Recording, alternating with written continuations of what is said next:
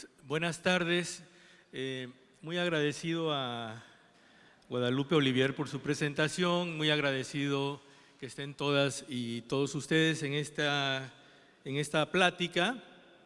Yo voy a abordar, digamos, dos temáticas. La primera es un contexto nacional de los movimientos sociales en México, pero en su vinculación con el sistema político, y después cómo articular eso con el sistema político estatal y las protestas, movimientos sociales en Veracruz. Esto para articular esta perspectiva que además a mí me ha parecido muy importante en términos de desde dónde miramos las protestas, los movimientos, cómo los articulamos desde el nivel regional al nivel nacional, qué características tienen estos y de ahí sacar una conclusión. Inicialmente antes de llegar a lo de Veracruz, voy a hacer una lectura de unas páginas para ubicar el contexto y después ya nos vamos sobre las características de la acción colectiva y la protesta en el estado de Veracruz y de ahí sacaremos una conclusión general. Esta exposición tiene como objetivo reflexionar en torno a los movimientos sociales en México, deteniéndose especialmente en los procesos de la acción colectiva en el estado de Veracruz durante el periodo 2000 al 2018. Partimos del 2000 porque en ese año, tras el triunfo electoral del PAN, se dio a nivel presidencial la primera alternancia política en México, hasta llegar al 2018 y el arribo al poder de Morena. Nuestro interés es analizar la relación de los movimientos sociales y el sistema político a nivel nacional y a nivel estatal. Todo aquel o aquella que ha estudiado los movimientos sociales no puede dejar de lado que han surgido debates en los últimos años en torno al concepto mismo de su objeto de estudio. ¿Sigue siendo pertinente hablar de movimientos sociales para referirse a los distintos tipos de protesta y movilización? Hace casi 20 años, Alberto Melucci ya cuestionaba el carácter mecánico del concepto. Y según otros autores, algunos clásicos como Touraine, no toda protesta puede ser considerada un movimiento social, lo que implicaba ya una estructura, digamos, de definición que sí y que no. Por su parte, otros autores como Tilly, Tarrow, Svampa, prefieren usar conceptos más flexibles, algunos acción colectiva, luchas sociales, porque permiten comprender la diversidad de las protestas. Desde mi punto de vista, el concepto de movimiento social solo ejemplifica un campo y no la diversidad de las protestas. Se ha utilizado el concepto de movimiento social para referirse a aquellas protestas y movilizaciones que logran articular diversos sectores, movimientos llamados centrales, como el movimiento en México ferrocarrilero del 58 o el movimiento del 68, por dar algunos ejemplos. Después de la alternancia política, en el año 2000, algunos sectores se entusiasmaron pensando que el proceso de democratización resolvería de manera casi automática los problemas sociales y económicos del país. Como sabemos, esto no fue así. Por el contrario, durante los 12 años que el PAN encabezó el gobierno de México, el capital intensificó su agencia en la vida pública a través de una forma que todos conocemos como neoliberalismo, que básicamente consistió en profundizar la flexibilización laboral y la precarización del trabajo, así como la eliminación de la participación del Estado en la regulación económica. Paralelamente, surgieron instancias democráticas como el INE, la Comisión de Derechos Humanos, el INAI, etcétera, instancias que aparecían desligadas como si fueran esferas separadas de las políticas económicas y sociales. En la elección del 2000, la novedad fue que la izquierda se posicionó en un tercer lugar en el escenario político y el protagonismo electoral se lo disputarían el PRI y el PAN. Al cabo de ciertos tiempos, sin embargo, la ciudadanía entró en un proceso de desencanto democrático. Ante el ascenso del PAN, el PRI se atrincheró en los estados y la izquierda parlamentaria, en ese momento representada por el PRD, logró una fuerte adhesión en la elección presidencial del 2006, cerrándola hasta el punto de que la diferencia de votos entre las candidaturas punteras fue marginal. Esta elección fue enormemente cuestionada y resultó ser una de las más controvertidas en la historia de la democracia mexicana, ya sea por la intervención de la Iglesia y los empresarios a favor del candidato del PAN, Felipe Calderón, o por lo que muchas personas calificamos de un abierto fraude electoral. Ese periodo de 2000-2006 fue muy intenso en protestas y movimientos sociales.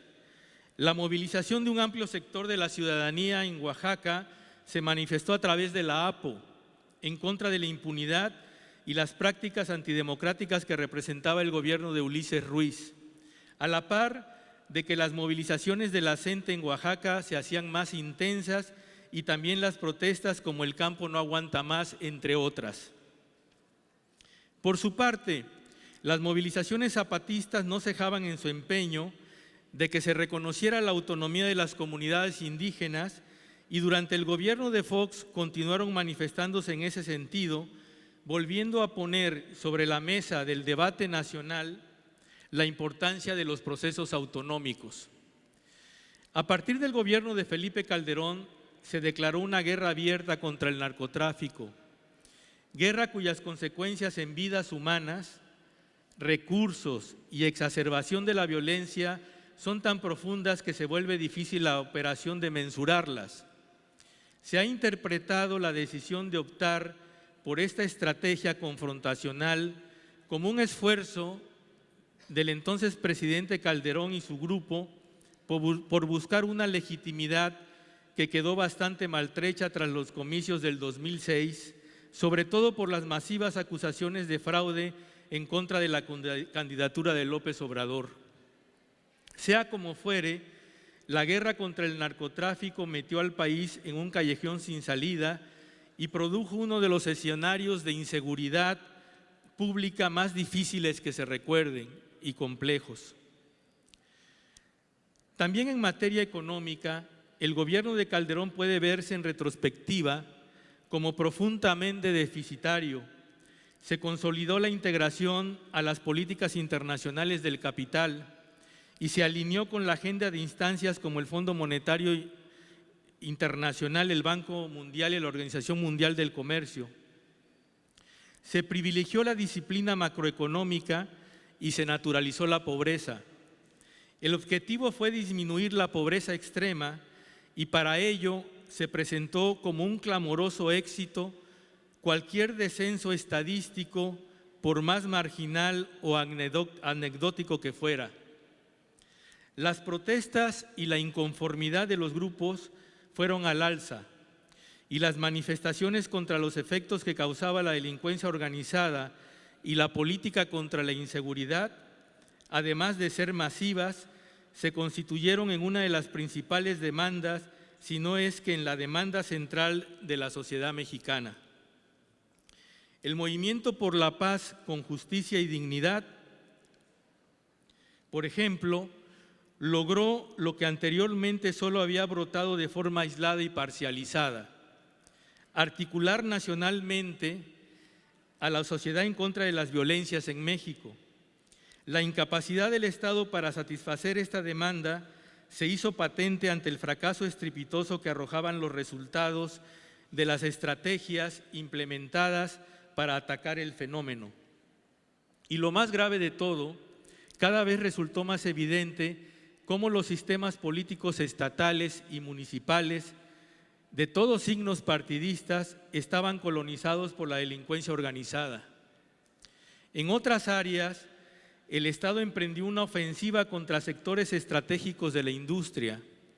Se desconoció al Sindicato de Luz y Fuerza del Centro, se priorizó la agricultura de exportación y el abandono del campo se recrudeció.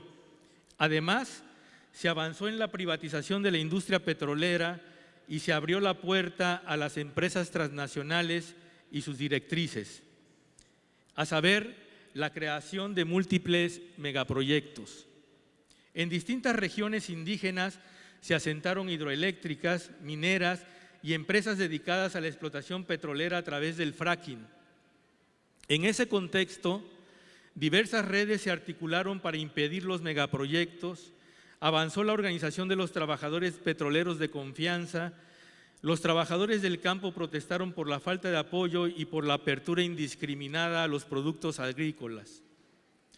Los conflictos partidarios se generalizaron especialmente por el control de los recursos y el poder.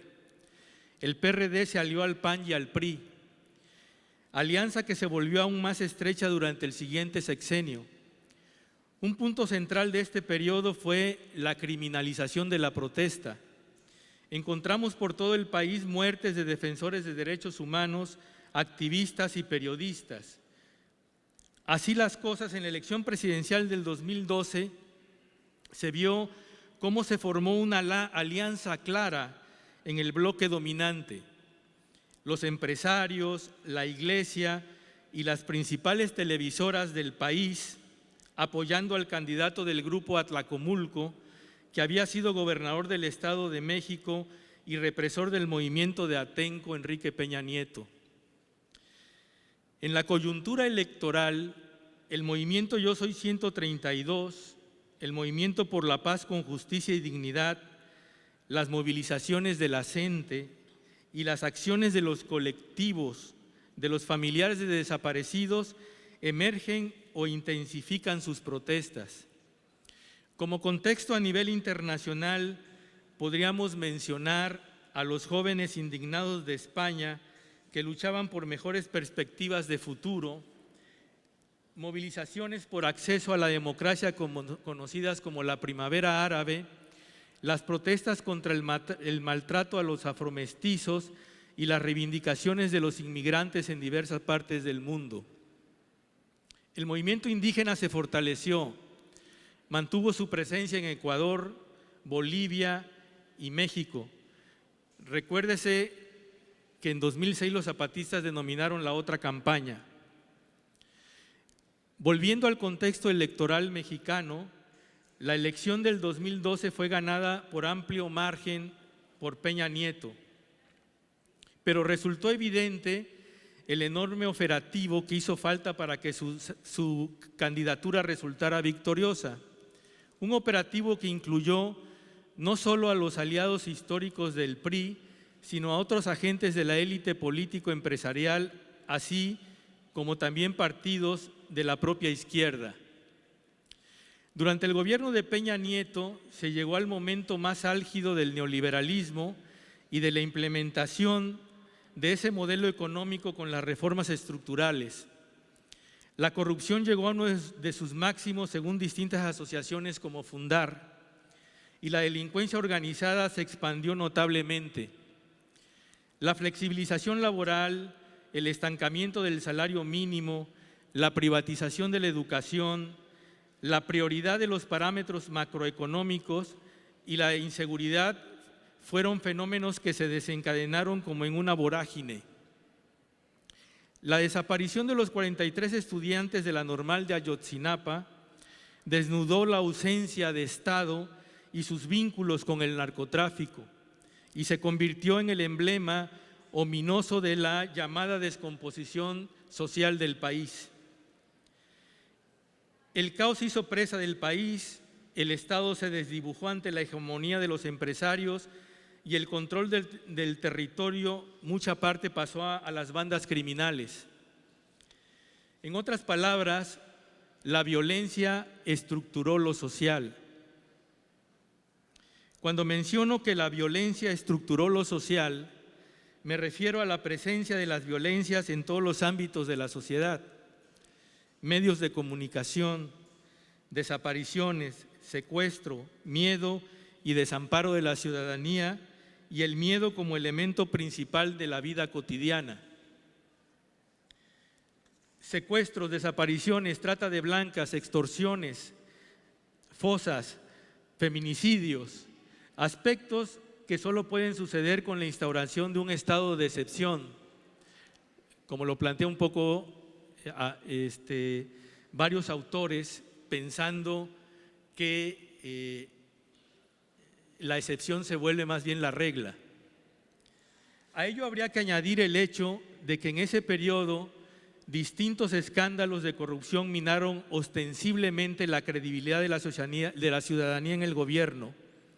La Casa Blanca, Odebrecht, la estafa maestra, se han convertido en contraseñas de este periodo. No es de extrañar que las protestas se suscitaran en casi todos los sectores: el magisterio, los campesinos, los colectivos de desaparecidos, los estudiantes, los médicos impactados por el narcotráfico, las guardias comunitarias. Todos ellos en algún momento sintieron la necesidad de expresarse y manifestarse. En cambio, los partidos políticos se aliaron para construir una ideología a favor de las reformas estructurales. El sistema de partido estaba en crisis. Dos campos se delineaban claramente: el hegemónico con los empresarios, los medios de comunicación, los partidos políticos, la Iglesia y los intelectuales, que justificaron de distintas maneras esa construcción sociohistórica, y el campo de las clases subalternas por otros: campesinos, indígenas, trabajadores de la ciudad y de la industria, estudiantes del Politécnico y de la UNAM, maestros y la ciudadanía afectada por la violencia y la carestía. El mundo de Jorge Castañeda, Aguilar Camín, Enrique Krauss era perfecto. Las clases medias se acercaban más a los Estados Unidos. El mundo de los afectados se acercaba más al concepto, diría yo, más de multitud de Harry Tony Negri, tan debatido en una etapa en Bolivia. A pesar de que el bloque hegemónico era aparentemente compacto, el problema de la inseguridad y la delincuencia organizada rebasaron al gobierno y sus aliados. Hizo crisis y provocó la emergencia de una coyuntura inédita. La mayoría de la ciudadanía mostró de algún modo inconformidad, hartazgo y enojo. El malestar social llegó a niveles inimaginados. La indignación airada se volvió general en los últimos años del peñanietismo. Las movilizaciones generadas por los 43 desaparecidos de Ayotzinapa se volvieron cada día más acuciantes, y hasta que no se haya impuesto castigo a los responsables y se explique el destino de los jóvenes, el Estado continuará siendo señalado como uno de los cómplices de ese crimen totalmente inaceptable. El gobierno de Enrique Peña Nieto se caracterizó por su descomunal corrupción e impunidad y por ser el promotor de un capitalismo en su máxima expresión neoliberal. Apoyó a los proyectos capitalistas y en los hechos se condujo como un auténtico Estado mafioso envuelto en el caos de la violencia. Desde el largo proceso de la llamada transición democrática, los movimientos sociales y la acción colectiva han tenido un papel central en el proceso de democratización del país, pero también en la demanda de cambio de modelo económico. Como lo hemos venido mencionando, el gobierno de Peña Nieto mantuvo una estructura política muy limitada, desfavorable a los movimientos sociales, y se volcó a ofrecer las mejores condiciones para los capitales. El proyecto del aeropuerto sería uno de los íconos del programa político. Sin embargo, hay un elemento político que sobresalió durante su gobierno y fue el apoyo que las fuerzas políticas dieron a las reformas estructurales, especialmente el PRD. Ese apoyo fue fundamental para presentar una especie de frente ideológico donde el PRI consensó una visión compacta. Esto dio una impresión de una unidad política plena y una unanimidad ideológica hacia una perspectiva claramente neoliberal. La violación de los derechos fundamentales aparecía como un mal necesario por las condiciones económicas del país. Hacia afuera del sistema político, la ciudadanía se sintió desconectada del sistema de partidos. Los politólogos caracterizamos ese momento como la crisis del sistema político. Paradójicamente, esa crisis posibilitó la creación del Partido Morena en el 2014, lo que vino a oxigenar el sistema de nuevo de partidos y a darle sentido a las campañas políticas a nivel nacional y estatal.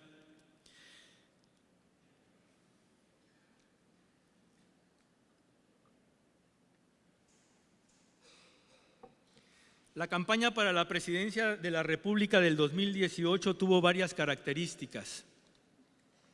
La primera se refiere a que se dio una alianza entre partidos de izquierda y de derecha. PAN, PRD y Movimiento Ciudadano optaron por ir juntos en la elección. Por otro lado, un PRI muy desacreditado por sus políticas nacionales hacía improbable una potencial alianza con el PAN, fórmula que de entrada resultaría perdedora. Una clase empresarial dividida por los favoritismos que hizo Peña Nieto a favor de un sector y a su vez totalmente debilitado por los escándalos de corrupción y por el fracaso de sus políticas de seguridad. La inconformidad y la indignación social presagiaban mayores problemas sociales si no había una fuerza política que fuera capaz de canalizarlas. La mayoría de los medios de comunicación, excepto las redes sociales, se volcaron en favor del PRI, pero en el transcurso de la campaña orientaron sus baterías en contra del PAN, y ello porque su candidato había roto las alianzas pactadas con un sector del Partido Revolucionario Institucional. En la etapa final de la campaña, algunos medios de comunicación comenzaron a abrirse hacia Morena al vislumbrarse como inminente el triunfo de su candidato López Obrador. Los movimientos sociales y la ciudadanía se volcaron hacia la propuesta de López Obrador, lo que fortaleció notablemente dicha campaña. La gente, los petroleros, el magisterio, organizaciones campesinas, redes contra los megaproyectos, colectivos de desaparecidos, grupos de feministas, redes indígenas, salvo el EZLN que postuló a su propia candidata Marichuy, vieron en el candidato de Morena una alternativa posible de salir del empantanado contexto político nacional y le brindaron su apoyo. La elección del 2018 puede considerarse una ruptura, ya que el bloque antes dominante se desmoronó en más de un sentido y las clases subalternas consiguieron unificarse y forzar una nueva dirección en esa coyuntura. El proyecto obradorista se planteó desde una perspectiva nacionalista, retomando la historia propia, para otros la llamada historia patria, orientado hacia un modelo capitalista regulado y planteando un proceso redistributivo a favor de la mayoría excluida y la promesa del respeto a los derechos humanos y un cambio en la estrategia en el combate a la inseguridad, echando atrás las reformas llamadas estructurales. En este nuevo panorama, el papel de los movimientos sociales y la acción colectiva ha estado debatiéndose concienzudamente. ¿Cuál es el papel que los movimientos sociales deben tener en este cambio de gobierno que se plantea como objetivo ideológico y político la cuarta transformación por la vía pacífica? La respuesta en el campo de las protestas ha sido claro. Por un lado, se liberan las protestas en el campo del mundo del trabajo, contenidas durante el largo proceso neoliberal, aspecto que tiene que ver con la aprobación también de cambios en las leyes laborales.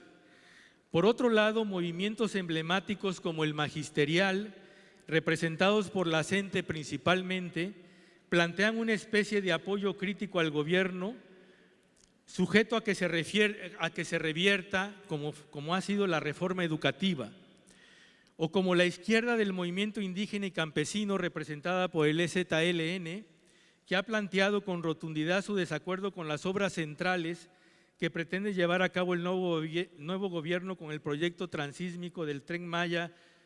Asimismo, se han planteado otras luchas en el aspecto socioambiental, como en el caso del estado de Morelos. Aquí voy a entrar ahora a hacer el puente con Veracruz. En torno a este marco nacional se han configurado procesos estatales específicos, que algunos también llaman subnacionales. Si se hace una revisión atenta de la literatura que explica los cambios democráticos en las 2 últimas décadas de México, salta a la vista de inmediato una tendencia que privilegia la importancia de los procesos federales centrales sobre los estatales. Pero cada vez más este enfoque ha sido criticado por falta de amplitud de miras, pues no entender la riqueza de los procesos estatales y subregionales articulados lo que han aportado a lo nacional. En la actualidad, Veracruz atraviesa una profunda crisis de derechos humanos que se refleja en las múltiples desapariciones de personas y la enorme cantidad de fosas descubiertas a lo largo del territorio, algunas de las cuales sabemos de ellas solo gracias al trabajo de los colectivos de familiares de desaparecidos. Históricamente, el sistema político veracruzano se ha caracterizado por su autoritarismo político y resulta sintomático que hubieran de pasar décadas antes de que se diera una alternancia en el gobierno del Estado, lo que se concretó apenas en el 2016. El Estado de Veracruz tiene una estructura corporativa clásica donde está la CENTE, la CENOP, la CNC, los trabajadores petroleros, etcétera. Esta estructura funcionó, vuelvo a insistir, durante un largo periodo. Sin embargo, en los últimos sexenios priista, el de Fidel Herrera y su sucesor Javier Duarte, sobre todo en este último periodo, al erosionarse los mecanismos de control político, se dio una alianza entre el Estado y el narcotráfico. Veracruz hizo crisis y empezó a ir a la deriva en diversos aspectos. La corrupción se extendió de manera alarmante, el gobierno estatal vació sus arcas, extorsionó a los empleados estatales, le dejó el campo libre a la delincuencia organizada y sembró el terror a través de sus cuerpos de seguridad. En los hechos, lo que se vivió fue una simulación democrática con un estado de excepción. No puede entenderse la victoria electoral de 2016 de la Alianza PAN-PRD que llevó a Miguel Ángel Yunes a la gubernatura, ni el meteórico ascenso de Morena en el panorama estatal, sin considerar esta auténtica debacle en la que Veracruz estuvo sepultado. Hubo una crisis del sistema de dominación en el Estado. La estructura priista hizo agua. La corta gubernatura de 2 años de Yunes trajo consigo un conflicto entre las facciones priistas y panistas que desembocó en el encarcelamiento de algunos colaboradores de Duarte, como Arturo Bermúdez Zurita, secretario de Seguridad, y el mismo exgobernador Duarte. El panismo calculó que estas acciones serían suficientes para contrarrestar las simpatías que Morena y López Obrador despertaban en el electorado veracruzano. Sin embargo, tal como quedó demostrado en la elección del 2018, fue un cálculo errado. La crisis veracruzana era de largo alcance y ni los partidos ni los políticos lograron comprender su profundidad. En un contexto tan complicado, durante el periodo que va del 2010 al 2017, cuando no se vislumbraban movimientos sociales centrales o articuladores, cuando la crisis social se ligaba a una crisis política y económica y cuando prevalecía la creencia de que la sociedad veracruzana carecía de una sociedad civil robusta, surgieron aquí y allá protestas y resistencias de distinto signo. Los ámbitos más interesantes los encontramos en las luchas socioambientales y contra el neoextractivismo, las protestas indígenas, el movimiento magisterial, las protestas contra la inseguridad, las desapariciones forzadas y los feminicidios.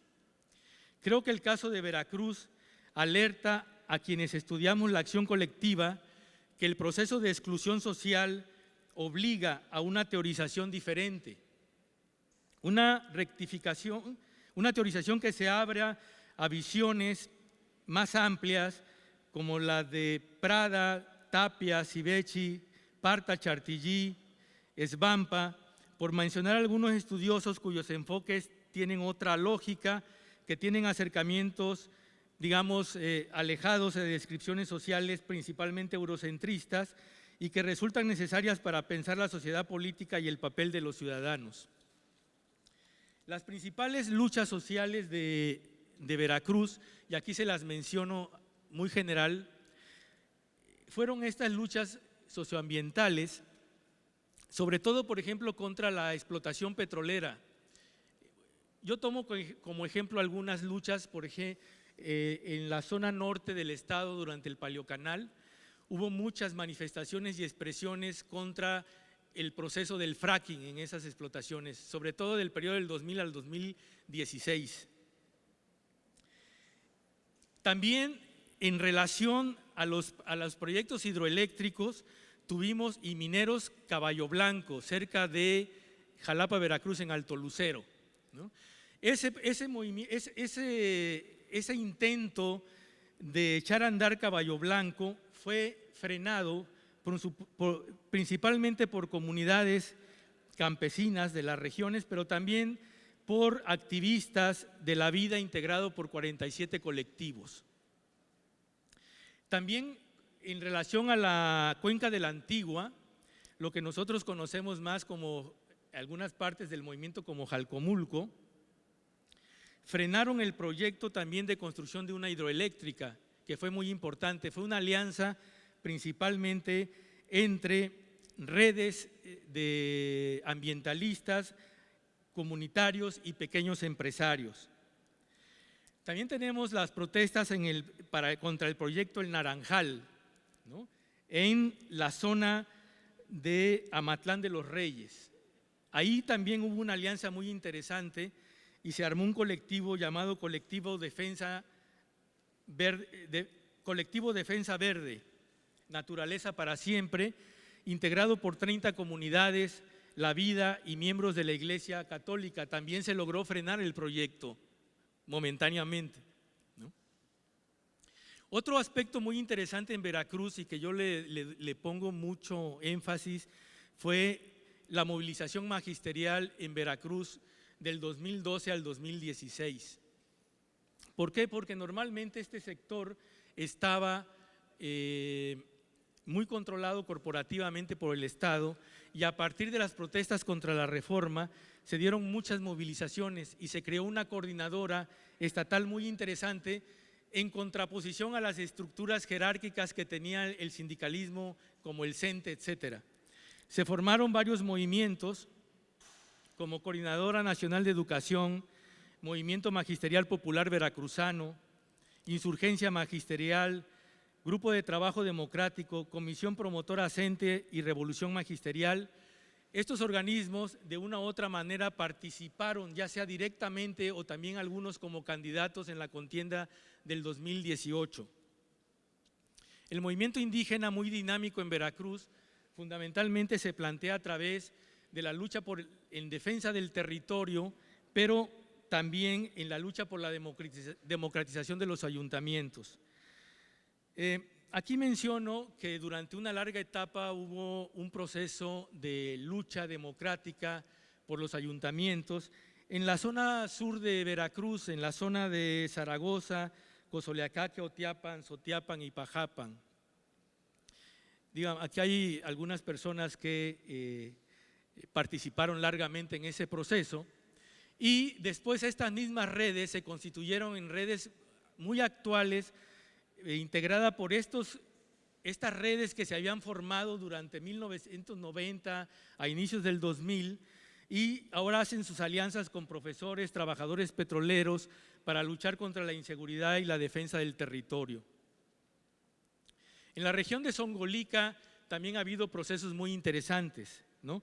Construcciones de organizaciones como el TINAN, Unión de Todos los Pueblos Pobres, la Coordinadora Regional de Organizaciones Indígenas de la Sierra de Zongolica y la Organización Indígena Nahua de la Sierra de Zongolica.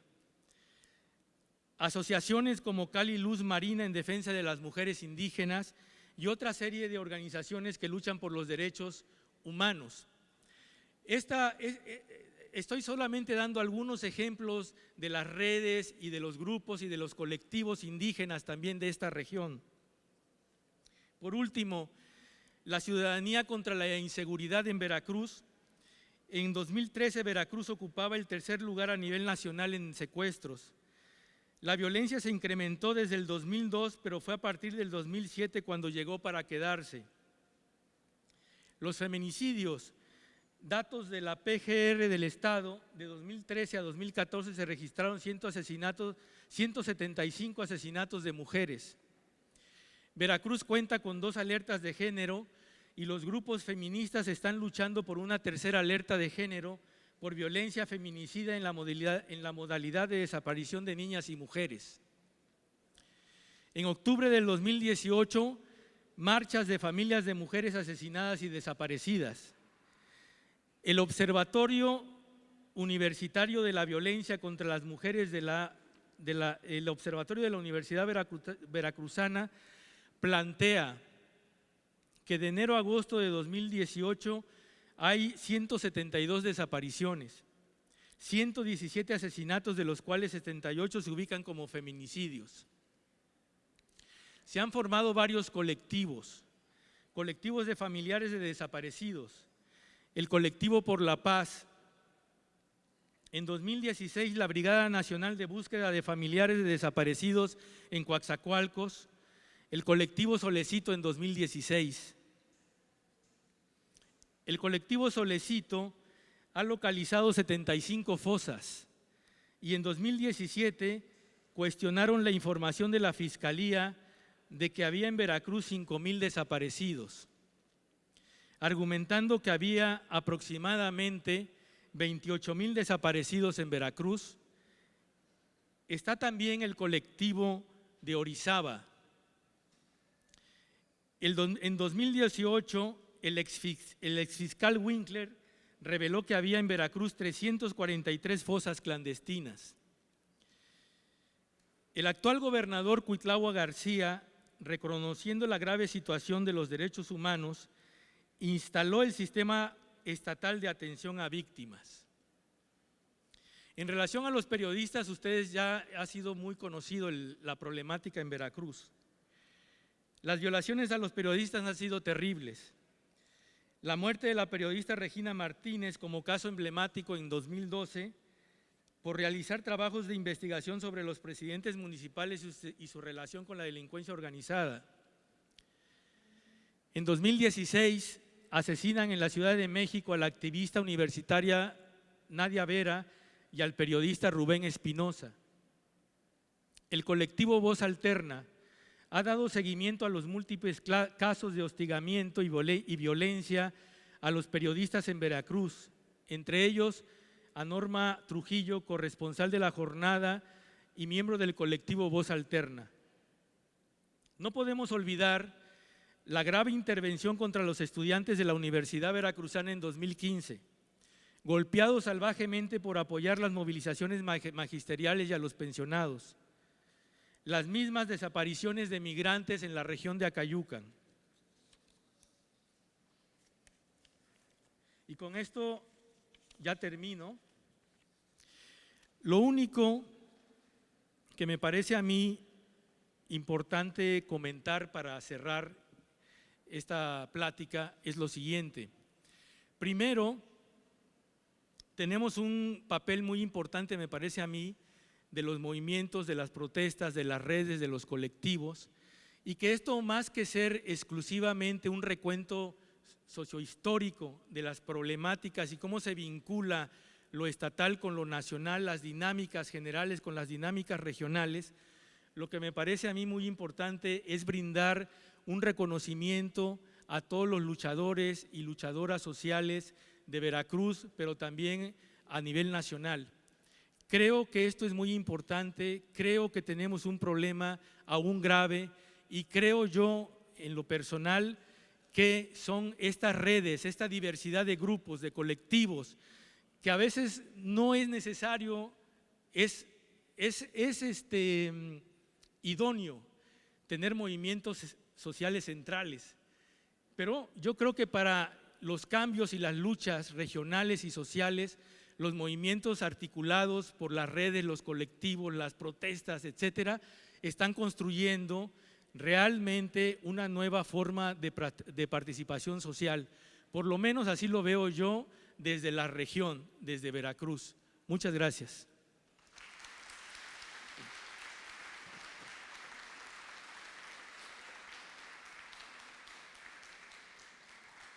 Muchas gracias, Martín. Muy bien de tiempo, no hubo necesidad de sacar papelitos ni nada por el estilo. Bueno, me parece muy relevante lo que el doctor acaba de plantear. Una de las cuestiones básicas es esta pregunta con la que inicia la conferencia, es ¿desde dónde nos miramos en los movimientos sociales? No solamente en términos conceptuales, sino también como una pregunta muy apropiada para el movimiento en sí mismo. Y esto también nos lleva a otra reflexión que nos plantea Martín, y es cómo se conecta lo local, estatal a lo nacional, y yo diría también en sentido inverso, como movimientos locales, movimientos que pareciera que son muy de lo estatal, también tienen impactos mayores a nivel nacional y en movilizaciones de más amplio aliento, como en el caso de Ayotzinapa mismo que tú señalaste. Por lo tanto, también plantea un asunto que ha resonado en las distintas mesas en las que hemos estado participando, y es este debate sobre el concepto mismo de movimiento social, acción colectiva y ese replanteamiento frente a nuestras propias realidades. Bueno, pues sin más, pasaríamos a la primera ronda de preguntas. ¿Quién dice yo? Acá, por favor, el compañero. Una más si juntamos unas 3 participaciones por ahí. La siguiente sería esta y una más por allá atrás, por favor. Adelante. Bien, buenas tardes. Felicitar al doctor Martín Aguilar por su exposición, su radiografía de los movimientos sociales en el país. Aquí la cuestión central es identificar como las características homogéneas o los ejes que articulan los motivos, ¿no? para llegar a conjuntar un impacto mayor en la demanda social, ¿no? Es decir, que tanto estos movimientos, no sé si se encuentran de alguna manera fragmentados, divididos, separados, o hay como una clasificación, una organización aglutinadora que de alguna manera dirija y fortalezca el impacto de esta movilización, ¿no? Por un lado. Y por otro lado, bueno, ¿qué tanto en este nuevo contexto, qué estrategias nuevas surgen para que los movimientos sociales redirijan de alguna manera conjunta, mucho más focalizada hacia ciertos sectores estratégicos y que pudieran luchar por sus reivindicaciones sociales, básicamente las económicas y las de protección social, ¿no? Aquí queda fuera tal vez el análisis porque no se ve la presencia del movimiento obrero, son movimientos más bien de la sociedad civil, de las organizaciones sociales, políticas. Entonces, de alguna forma, la presencia de la clase obrera todavía se mantiene latente. Entonces habría que visualizar, ¿no?, por dónde va la movilización social, los horizontes, ¿no?, como lo plantea el segundo congreso, cuáles son estos horizontes a partir de este análisis interpretativo de lo empírico y lo teórico. Ese sería el cuestionamiento. Muchas gracias. Sí.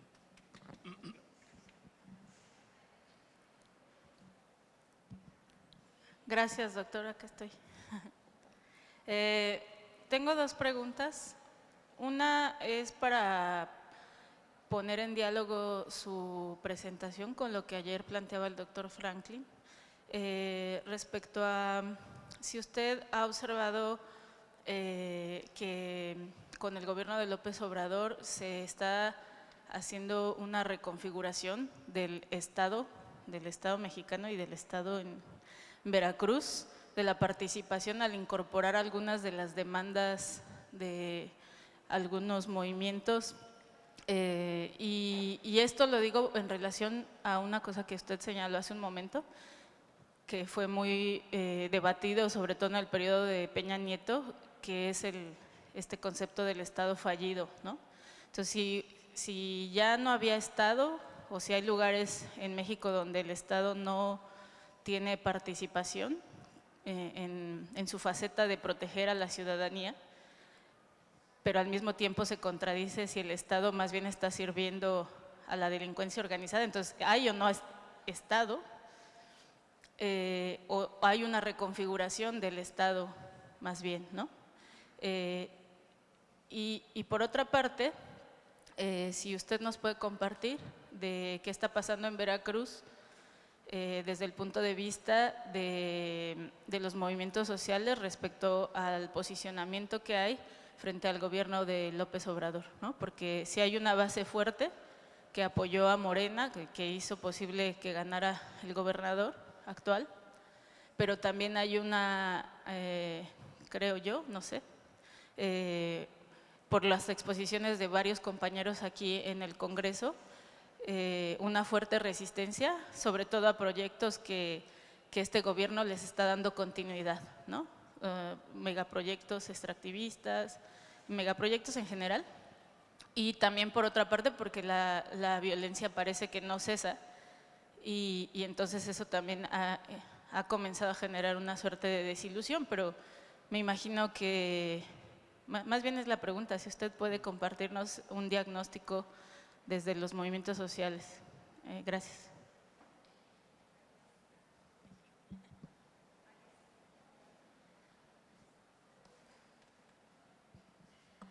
Buenas tardes, profesor. Muchas gracias por su exposición. A mí me resuena mucho, retomando el concepto que planteaba ayer Franklin Ramírez sobre relaciones o interacciones socioestatales, este enfoque que usted nos plantea, que es de alguna manera mirar esas relaciones entre movimientos sociales y sistema político, pero no solo a nivel, digamos, nacional, sino de una manera desagregada que consulte las realidades sociopolíticas de la región y del Estado en este caso.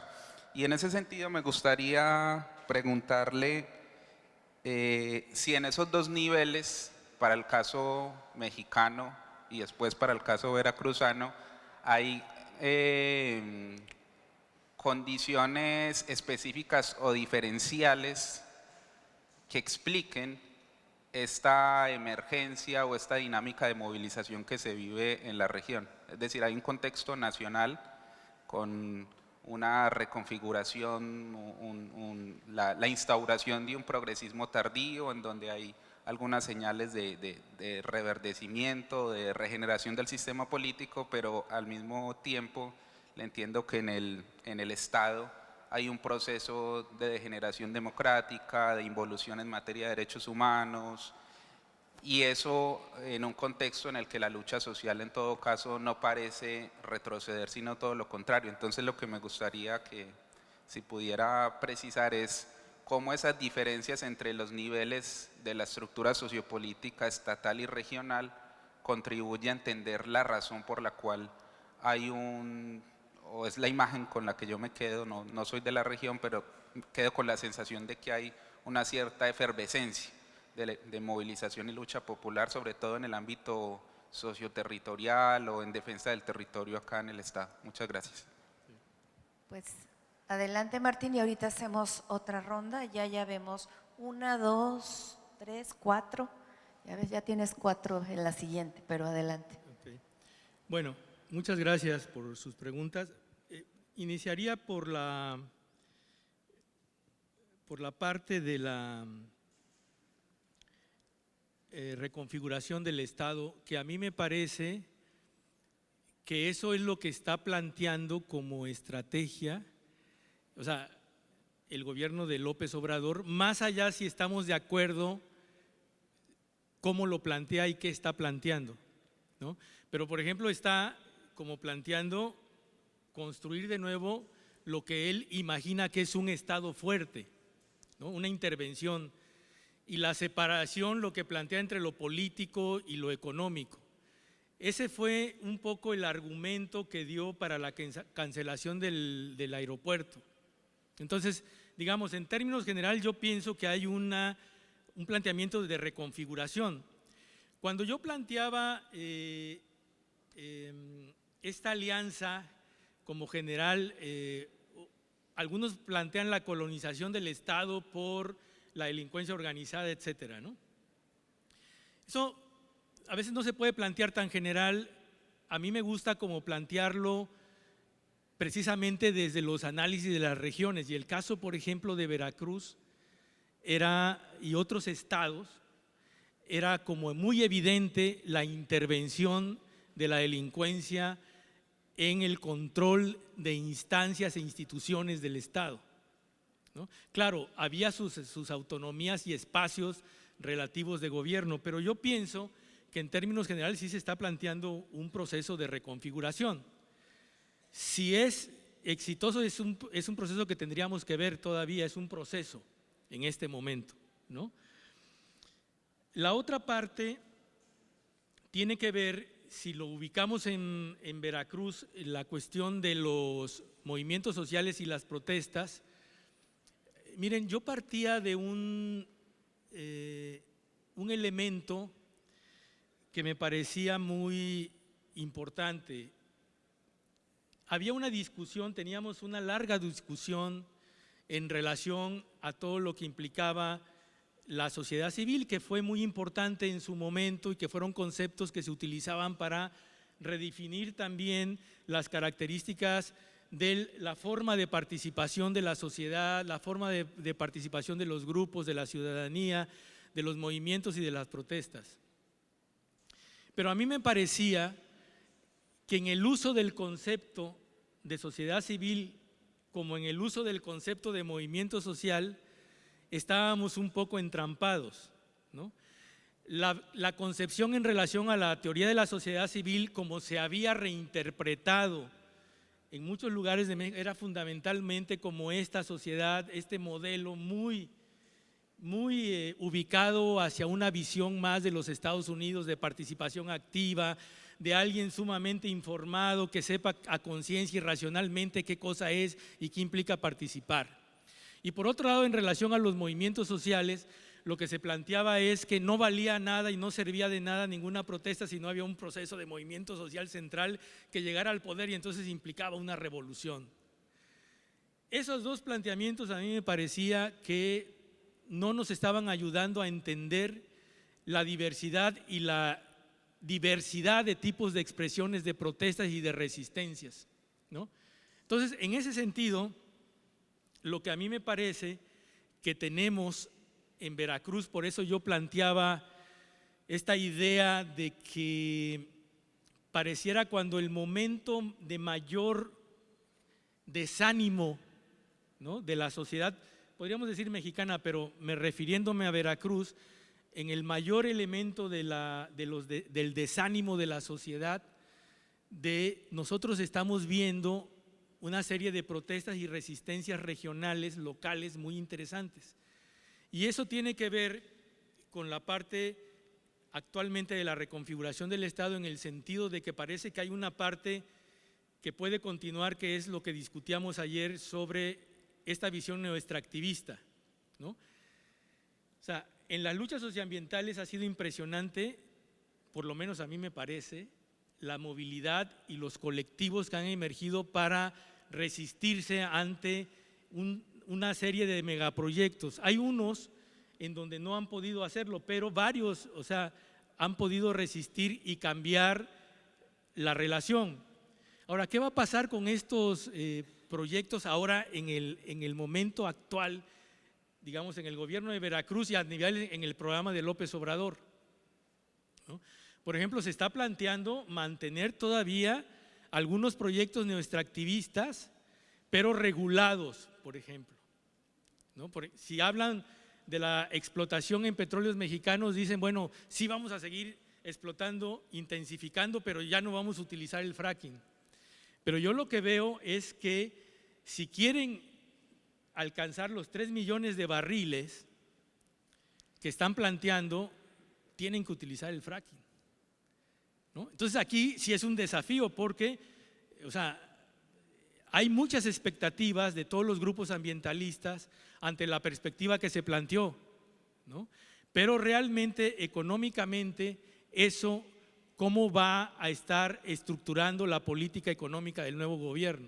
O sea, como que se plantean aspectos como de regulación de las políticas nuestraactivistas, ¿no? Esos son los planteamientos. O sea, no es que se esté planteando en cierto momento, y yo creo que sería un poco complicado decir no vamos a tener una explotación petrolera en el país y en Veracruz, ¿no? Sino lo que se había planteado era en qué zonas sí se podía explotar, en qué zonas había que utilizar el fracking, etcétera. A mí me parece que ahí hay una, y va a continuar una de las contradicciones muy fuertes en relación a la lucha contra los megaproyectos, ¿no? Ese es otro aspecto. En las relaciones de las interacciones estatales, miren, de nuevo regreso al ejemplo muy concreto de Veracruz. Con el cambio de gobierno, se supone que uno de las estrategias prioritarias es romper con el autoritarismo veracruzano, que tiene que implicar terminar con las estructuras corporativas, ¿no?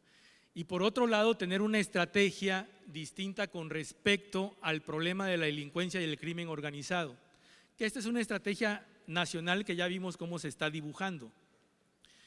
La cuestión que vemos acá, cuando decimos del grado de descomposición en que estaba la situación en Veracruz y el sistema político, es que decimos con el cambio político, a ver, ya es una ganancia que ahorita los que llegaron no formen parte de la delincuencia organizada, ¿no? Entonces, ¿sabes qué? Esa es una ganancia, se plantea. Pero el problema también es de políticas públicas, ¿no? O sea, el problema es que efectivamente el problema de la violencia sigue y tiene que ver con las estrategias también de las negociaciones que quieren hacer grupos de la delincuencia organizada con el nuevo gobierno.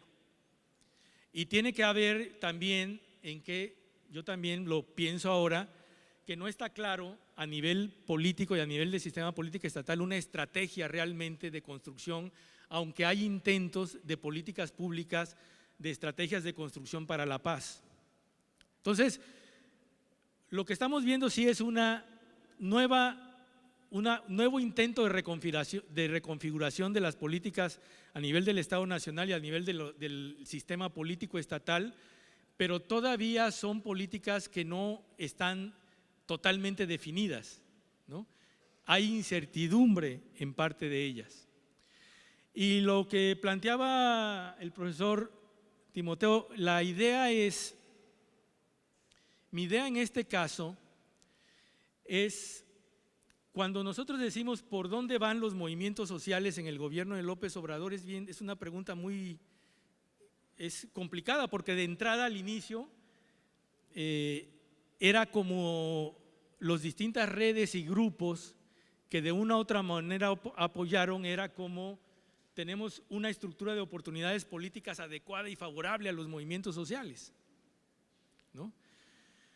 Entonces lo que estamos viendo es que en términos generales y en términos declaratorios sí hay una estructura de oportunidades políticas favorables, hay un planteamiento de no reprimir, hay un planteamiento, etcétera, pero está dependiendo del tipo de sector que lo esté planteando, y eso es muy complicado, ¿no? O sea, ¿qué tipo de sector es el que está planteando la lucha contra los megaproyectos y entonces qué tipo de relación se tiene que establecer el Estado con estos, ¿no? Es como en ciertas épocas, en el periodo del sistema autoritario mexicano, aunque la lucha, por ejemplo, sobre la identidad era muy importante, digamos, fundamental, de las identidades de distintos grupos, lo que pasaba es que el gobierno autoritario las podría permitir, porque implicaba una expansión de derechos y una justificación, pero en otros sectores, por ejemplo en el sector indígena o campesino, reprimía dependiendo de las características del sector productivo. Entonces eso es lo que tenemos ahorita como un desafío general, ¿no? Entonces aquí me parece que se está construyendo una política. A mí me parece que los movimientos sociales y las luchas sociales, los colectivos, están planteando sus desafíos, sus demandas, y ahorita es una etapa de construcción, ¿no? De nuevo, yo creo, en este sentido, lo que planteo es que el horizonte que tendría que haber en esta dinámica del nuevo gobierno era de una estructura plena, abierta, ¿no? De respuesta concreta, de que los movimientos sociales, los grupos y las redes no se corporativicen en este gobierno, porque entonces el espacio de los movimientos sociales son fundamentales para el cuestionamiento y para el avance de las mejoras y las condiciones de vida. Entonces, no se trata de lo que pasó en cierta época con el PRD, donde los movimientos sociales se corporativizaron, ¿no?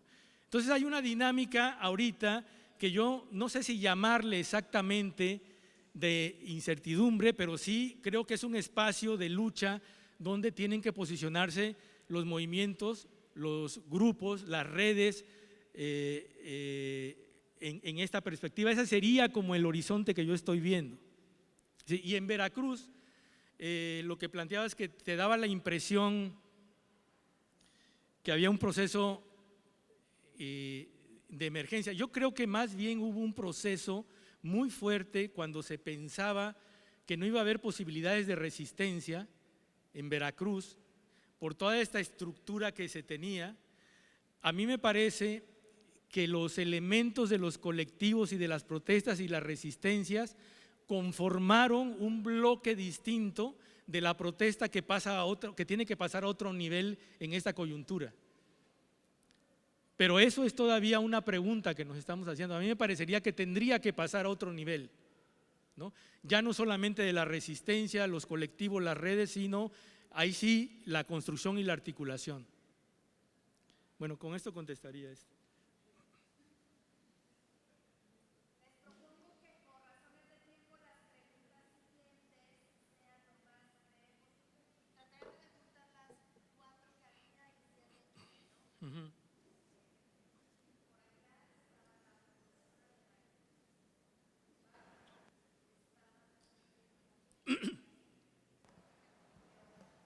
Bueno, gracias por la presentación. Hago la siguiente pregunta, creo que ya mencionó algunos elementos, pero la planteo. ¿Qué perspectiva ve para el gobierno de López Obrador y para los movimientos sociales en relación a que hay temas como los megaproyectos y como la inseguridad que lejos de que se les vea una salida parece que van a continuar, incluso se van a profundizar? ¿Qué perspectiva ve usted? Al parecer puede haber una salida por la izquierda que necesariamente pasa por los movimientos, o puede haber una salida por la derecha pensando, no sé, en el regreso, no sé si del PRI, del PAN o de algún otro partido. ¿Qué perspectiva ve?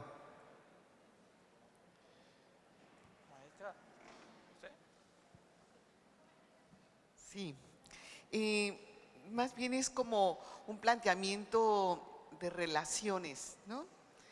Y de dudas. Por ejemplo, un activismo desencantado, o sea, como actores, ¿no? Entonces, se había luchado tanto, ¿no? Y bueno, está ¿no?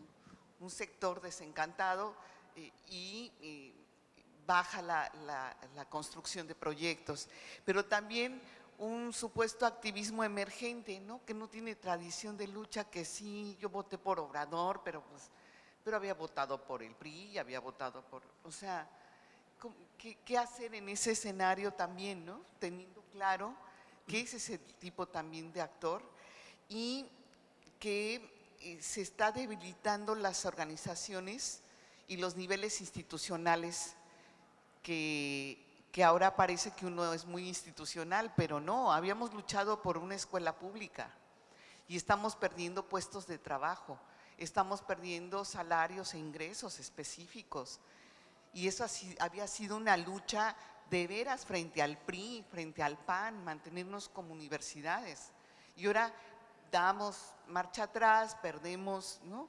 Entonces, ¿cómo pensar estructuralmente el asunto? Porque ahora resulta que tener un proyecto disidente en este contexto es mantener las estructuras, ¿no? institucionales, por ejemplo, los posgrados, las becas, o sea, y se va a oír así como, ay, pues es una preocupación de académica. Pues sí, pero ahí hemos dado la lucha para mantener una serie de estructuras y cómo hacerle, ¿no? Ahora deja de eso de la CENTE, hay muchas, pero ser como esa triada, actores sociales, emergentes, desencantados y nuevas estructuraciones o cómo mantener ciertas estructuras básicas que también son de transformación, ¿no? Entonces, quitar el presupuesto a las universidades y abrir 100 nuevas. Si ya tenemos investigación que demostró que las 10 interculturales que abrieron, ¿qué ocurrió con ellas? Y ahora, ¿para qué quiero 100 nuevas? Porque nosotras las universidades somos anquilosadas. O sea, si van viendo, es una cuestión de cómo estructurar lo estructurante y generar campos de intervención, no sé. ¿Quién estaba? Perdón. Gracias, de manera muy concreta. Pensando en esta paradoja de los sistemas extractivistas, ¿no? Este sistema que ha adoptado, bueno, México, América Latina desde hace mucho tiempo, que pareciera justo una gran paradoja porque de eso depende en parte la economía y cómo te desligas de eso. Y cómo a partir de eso, las distintas acciones colectivas que se tejen en contra, ¿no? De lo que imprime, las consecuencias de ese extractivismo, pues genera miradas encontradas entre los distintos grupos. Y a su vez las distintas ideologías que no permiten muchas veces generar frentes comunes frente a los proyectos. Entonces eso, por ejemplo, en Veracruz, ¿cómo se expresa? Esta mirada hacia adentro de los mismos movimientos, las acciones colectivas, que muchas veces no se logra generar una cohesión al interior de los distintos grupos porque hay distintas miradas. Es decir, por ejemplo, una mirada que pueda pensarse como muy radical frente a un proyecto, no sé, pensando no sé, en una mirada de corte del ZLN, por ejemplo, y otros grupos que no se radicalizan tanto. No sé si me está dando a entender, es decir, creo que está generándose al interior una polarización de los movimientos sociales en torno a cómo mirar no sé, el nuevo proyecto, digamos, de López Obrador, ¿no? El Tren Maya, el aeropuerto. Entonces, no sé, esa división, ¿cómo la mira usted? Gracias.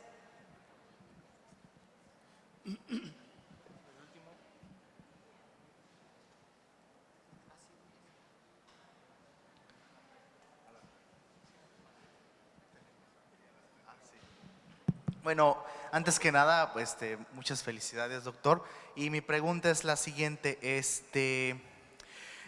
yo por lo general ahorita en los últimos meses de la transición que ha habido, porque realmente todo el sexenio va a ser de transición, no va a haber un cambio, una transformación relevante, es más, las transformaciones anteriores, pues realmente, si bien fueron cambios importantes, no ha habido una transformación de fondo, entonces si es que ocurre, sería esta la primera, en el sentido de que el mismo esquema de explotación pues sigue estando vigente, ¿no?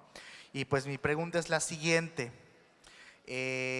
yo veo al gobierno que está de alguna manera cegando y que sí ha dividido la sociedad, poco a poco sí se está dividiendo en el sentido de que, por ejemplo, bueno, vamos a los términos esos, a mí me parecen un poco baratos, chairos, los fifís, la gente bien, la gente, un poco la expresión coloquial, naca, los güeritos, los prietos, bueno, esos terminajos que se supone que ya no deben de dividirnos, ¿no?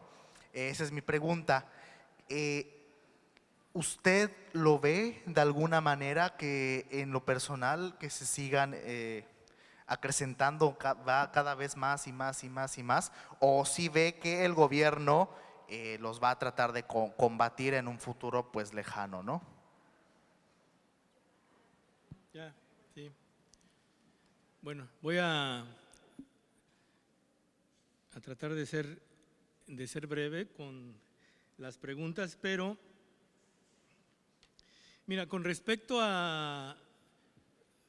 No ubiqué muy bien, digamos, la pregunta es si, ¿qué pasa con elementos claves en el proyecto nacional, como es el problema de la inseguridad, por un lado, y hacia dónde va el gobierno de López Obrador, digamos, si se va hacia la izquierda o qué pasa. Supongo que esa es, ¿no? ¿No?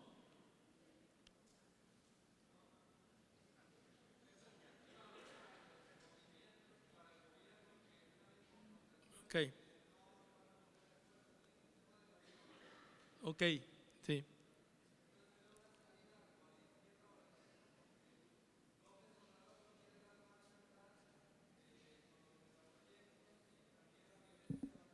Ok, ok. Está bien, mira, lo que yo veo aquí, ha habido un gran debate. El debate, por ejemplo, está en dos puntos, me parece muy importante. El caso de los megaproyectos y el caso de la inseguridad. El debate sobre la Guardia Nacional, ¿no?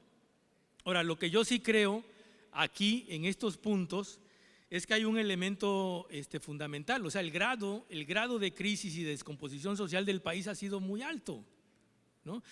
A mí eso me llamaba mucho la atención porque, digamos, toda la movilización social y ciudadana que se llevó a estos más de 30 millones de votos, lo que expresaba era realmente también que el grupo, digamos, hegemónico había compactado y había tenido una serie de problemas que ni el propio grupo hegemónico planteaba la posibilidad de su permanencia, ¿no? en México como tal, la gravedad de los problemas. Entonces, lo que yo creo aquí es, a mí, la parte de la Guardia Nacional, si lo vemos para Veracruz, hay una estrategia que se planteó y empezó en este nuevo gobierno, que se planteó una estrategia como muy articulada al inicio, ¿no? Muy tocando todos los frentes del problema, no solamente de la inseguridad, las drogas, etcétera, etcétera. El problema que a mí me parece es que está como centrándose de nuevo en el problema militar, ¿no? Y en el problema de la Guardia Nacional. Entonces ahí yo creo que la intervención ahí ya no es decir el gobierno, sino es decir qué se hace en el campo de las protestas, de los movimientos para replantear y frenar. Ha sido un largo esfuerzo en ese sentido, ¿no? Entonces yo creo que ahí hay una contradicción importante. La otra es redefiniciones, efectivamente, lo comentamos ayer en un conversatorio también. El punto es las grandes expectativas que se plantearon con la votación no forzosamente se corresponden a un proyecto estrictamente de izquierda, sino a un proyecto más llamado progresista y nacionalista. Por eso yo comenzaba un poco planteando cómo lo estaba yo definiendo desde el inicio, ¿no?